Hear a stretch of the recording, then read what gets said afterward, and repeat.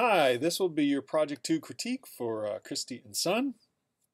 And we'll start with Kristy's image here. And the thing that jumps out in this poster, of course, is this person looking concerned out her window through this very narrow slit. And we get this sense of voyeurism and watching and a little heaviness and concern. And that dominates most of it. And then right below that, we get this face of smiling picture of people of diverse backgrounds and races, and so we get the sense that it's not a family photo, but all these people who get together, and then that kind of contextualizes everything in terms of what your issue is in terms of a neighborhood, as opposed to some family or something else. So and then your fairly bold text at the bottom third, sitting there. Join your local neighborhood watch, and so the poster becomes this sort of mix of concern and togetherness, and I think that there's a nice balance between those things, both visually and with the text. Though I think it does lean a bit more on the concerned side, and teeters on paranoia. That image is so strong. I love that image. It's so strong. The image, almost teeters on paranoia. But I think you do a good job of balancing that out. And I kind of like, because you have, are you a vigilant homeowner? Enjoy keeping an eye out, concerned about the safety of your neighbors, want to be proactive? Join your neighborhood watch. We're better together. And they have this little group of smiling people. And then, so I think the words do a good job of contextualizing. Even your choice of words really help that. Enjoy keeping an eye out. That term enjoy is a very positive sense. Are you a vigilant homeowner, concerned about the safety of your neighbors? So you're contextualizing it as about others, not just your own internal concerns. And the idea of being proactive. So I think you take the heaviness of this image, and you do a good job of putting this positive, sprinkling this positive spin up top, and then at the bottom we get this idea of like, hey, we're better together. We can be concerned. We can look out for each other. We can be proactive about this, and so I think in the end it all kind of works really well. So. Let's move along, perhaps. And now you have your see something, say something, and of course we're using the same composition. You're still breaking it up 2/3, 1/3, and now your text is a bit bolder, blockier. See something, say something, report suspicious activity, keep your neighborhood safe. There's a little more heaviness in this image. Like it's much less tempered. The previous one was like, hey, we're all in this together. And this one is a little bit darker in feel. And I do appreciate how you've just taken, these aren't very different. That photograph still dominates. That top photograph still dominates, but it is much less tempered and does kind of push this idea of paranoia a little bit. And then I do like how you talked about that. Within your research, because you talked about the original campaign and where your text comes from after 9/11. The original campaign only seemed to magnify the sense of otherness that was already being projected onto the Muslim and other communities. So my poster just redirects the message toward the community it was probably meant to target all along with some unsubtle image choices, taking what I feel was the subtext and making it more blatant. Yeah, that whole see something, say something within the context of that time frame, there's a sense of xenophobia in it, and a strong sense of fear, which of course many of us felt.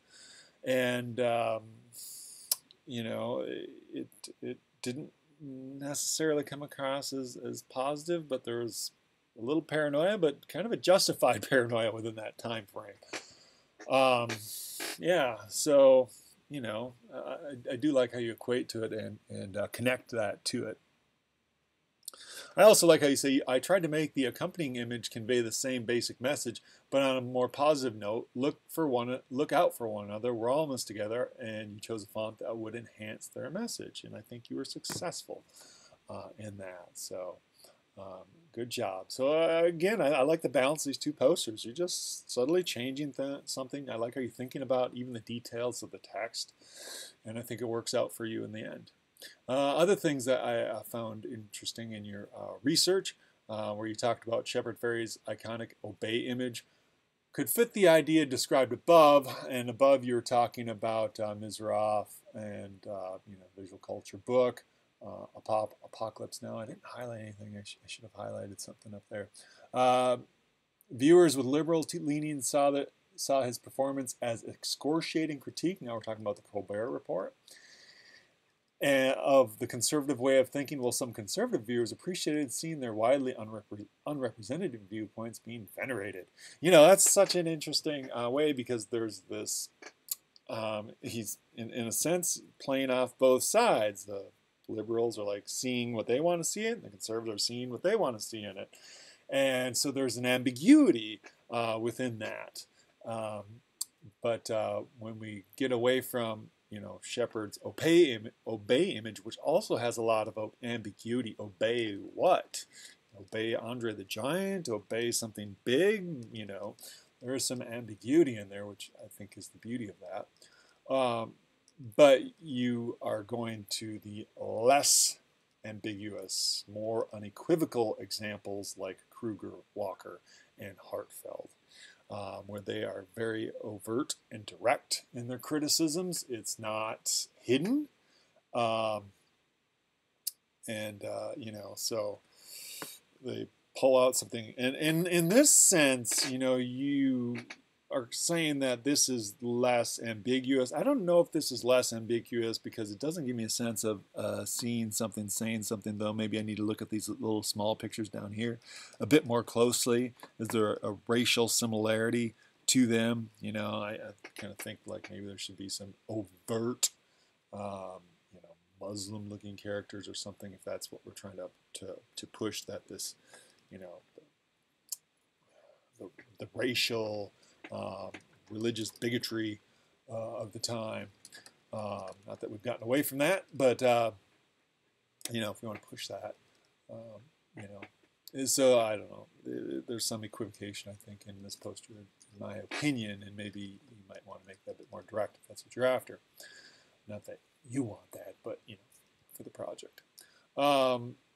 I also liked how you went on to say, it must have seemed shocking and alarmist at the time, but no more than the reams of political articles. And now you're talking about Hartfeld's work, who's criticizing Hitler, but no more so than the reams of political articles we find online today.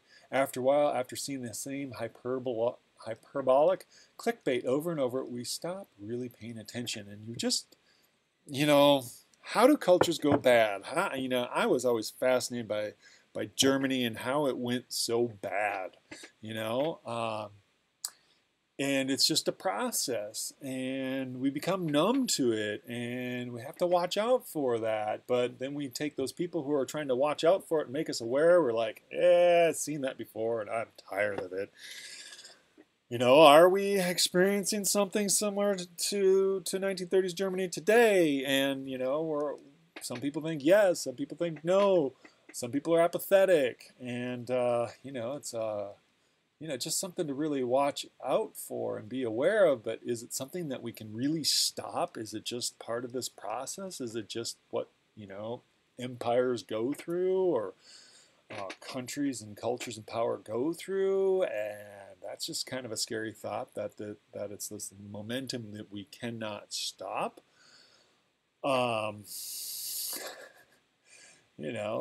Hartfeld did this really hard-hitting work. It didn't change the course, the direction, the momentum of 1930s Germany. And that is so scary, because we look at his work now as so prescient and honest and trying to do something, but it achieved nothing, it seems, in the end. And that's just scary. That's just, frankly, a scary thought. All right. So anyways, we'll leave that there, and let's move along, and let's take a look at Sun's work. Ooh, zoom in on that. I think I actually want to start with the other piece. All right. So male athletes earn 5 times more. Funding a factor in female fading out of professional sports. You know, so then we have this female, you know, when there's playing catch, softball, and you know, the photo's kind of blurry. The text kind of helps push it. I just feel like I'm missing something though in this poster. Like I don't know that there's enough there. I love the issue as a father of a daughter who loves playing athletics and playing soccer specifically. You know,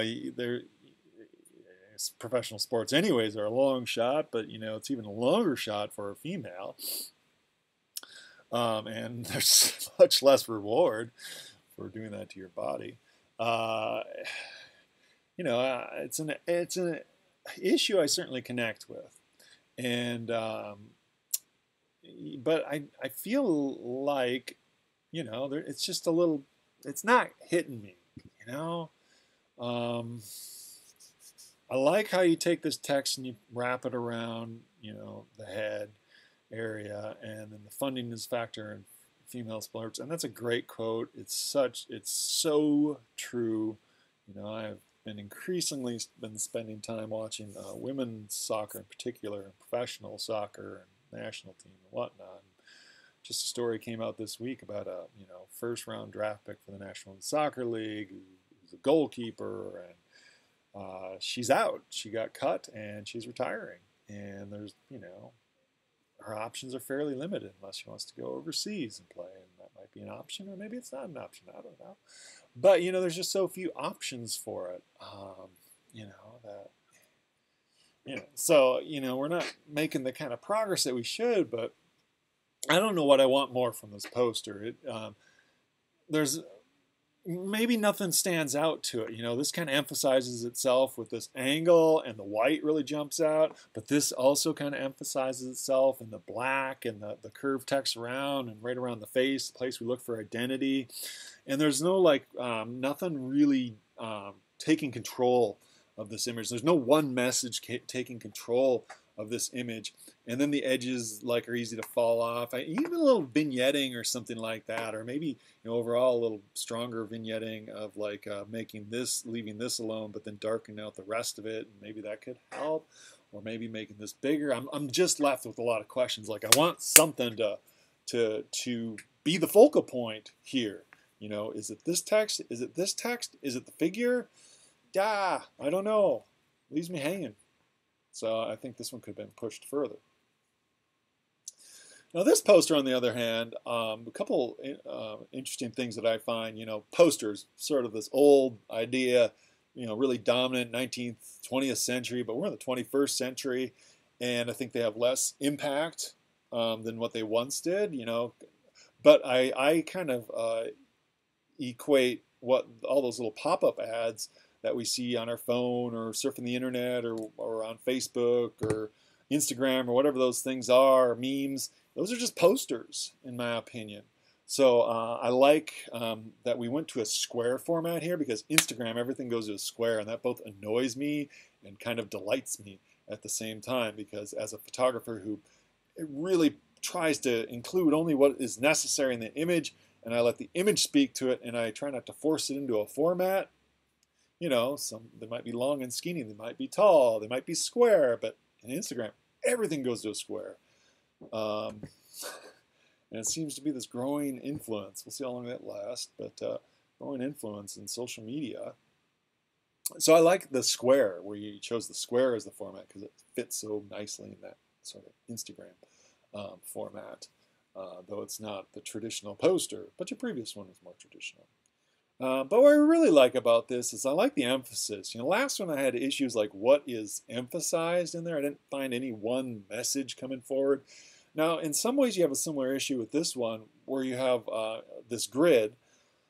You know, so the grid kind of the grid itself structurally creates this equalness. So you have some equalness over here, and I kind of like that anomaly that you introduced to it. But what I think you get from this is this repetition.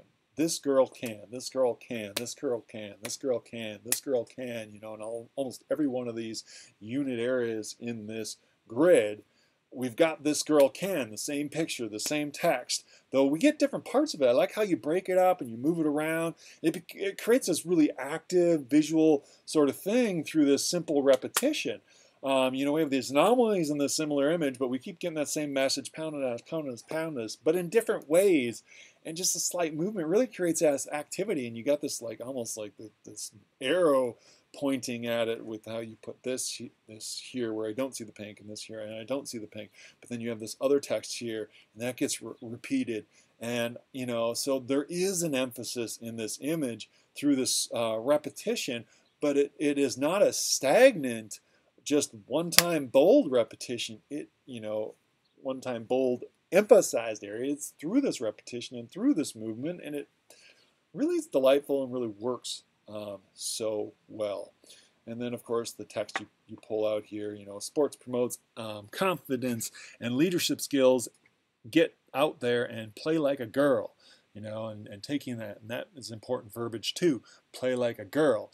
You know, this summer is the World Cup, but it's the Men's World Cup. It's not just the World Cup in my mind. It's the Men's World Cup, because next year is the Women's World Cup, and I'm more excited for that. All right. So, you know, I think this poster is really effective, interesting, engaging, dynamic, forceful. So, all right. And then within your research, you know, you seem to be actually talking about a different idea than what you actually ended up doing, and I'm fine with that. It just makes it more difficult for me to segue or even hear your thoughts about the issue. So, but you talked about in an introduction to visual culture, the image that they brought up is the scourged back, which I relate to as the map of servitude. So it has a couple different names it goes by, where the scarred back of slaves, spelling error there, by the way, he's scared, scarred back of a slave was shown. By many, this was seen as an injustice and abuse, and by others, it was apparent that the crime had been committed and properly punished. You know, so we can, similar to as I talked in Kristy's research about Colbert Show being seen in two different ways, that image being seen in two different ways, the scourged back. So, you know, just because that's what I find fascinating. I always tell my students, the thing I like about teaching is we can all be at the same place, same time, experiencing roughly the same thing, but at the same time experiencing very different things because of who we are, where we come from, our understanding of this world, our religion, where, you know, places we've been, experiences we had, whatever they are, they affect us and make us see this world in different ways. So we have all these variety of reactions, and that, of course, is why I find critique so fascinating and interesting, because we can hear how others think and feel over these things that we create, and we get a broader understanding of how they react to them, and it can help us in the future create work that's more effective, thinking about the audience that we want to communicate to. Yeah, so it's such an important concept. You also go on to say, at times visual culture can be touted as propaganda, trying to sway people one way or another. I would disagree with that term, the use of visual culture. To me, I understand what you're saying, but I think you're misusing the term.